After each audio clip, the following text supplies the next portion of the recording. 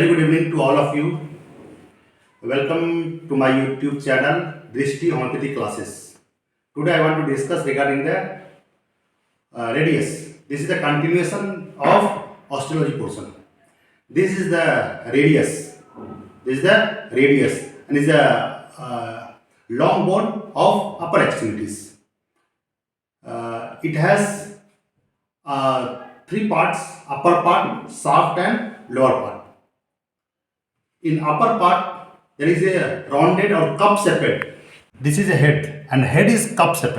Just below the head there is a constricted area. This is a constricted area below the head. This is called neck of the radius, and this is a deltoid tuberosity. This is a deltoid tuberosity. This is the upper part of radius.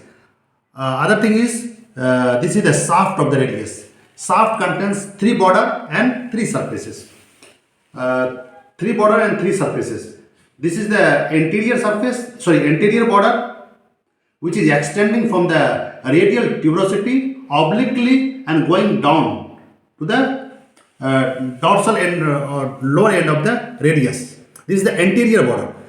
Next, this is the posterior border. Posterior border is basically starting from the dorsal tubercle, which is very prominent in the lower part and is ascending upward. This border is faintly in the upper portion. This extend upward and going towards the radial tuberosity. This is the posterior border. Another one more border is there, that is anterosseous border or medial border, and is very sharpest border. These are the three borders. One is anterior border, other is posterior border, and next is interosseous border. Next thing is three surfaces. तीन border और तीन surface होता है. Three surfaces. First is anterior surface, next is posterior surface, and next is lateral surface. Anterior surface is in between the anterior border and interosseous border. This is the interosseous. This surface is called anterior surface, and this is the posterior surface. Posterior surface in between the posterior border and interosseous border, and this is the lateral surface, which is in between the anterior border and posterior border. This is the surface regarding the shaft of the radius. Next, come to the lower end of the radius. In lower end, five surfaces are there. Five surfaces.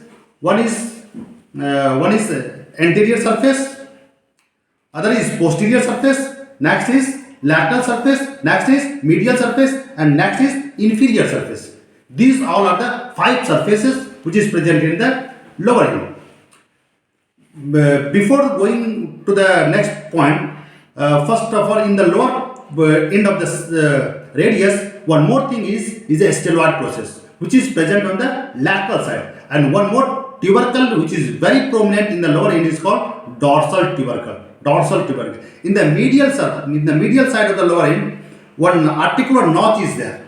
This is the articular notch. This is called ulnar notch. Above this articular area is a triangular area. In the lower end. In the lower end, in the inferior surface, with the help of this ridge, is divided into two parts. One is large quadrangular area is on the lateral side, and a small triangular area is on the medial side.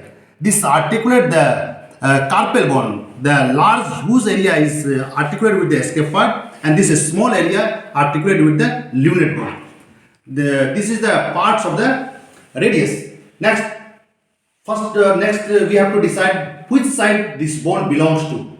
For knowing that portion, we have to go to the side determination. Three things we have to remember. First is above and below non-bar. Head is above, which is rounded or cup shaped, and below is flat, broad end is below. This is the above and below. Next is anterior and posterior. This is the radial tuberosity. Radial tuberosity has two parts. One is a smooth part, other is rough part. A smooth portion is on the anterior portion, and next is dorsal tubercle is on the posterior side. This is the anterior and posterior. Next, come to the lateral and medial. Stelloid process is on the lateral side. This is the side determination of radius. This is all about regarding the morphology, or this is the anatomy of the radius. Thank you.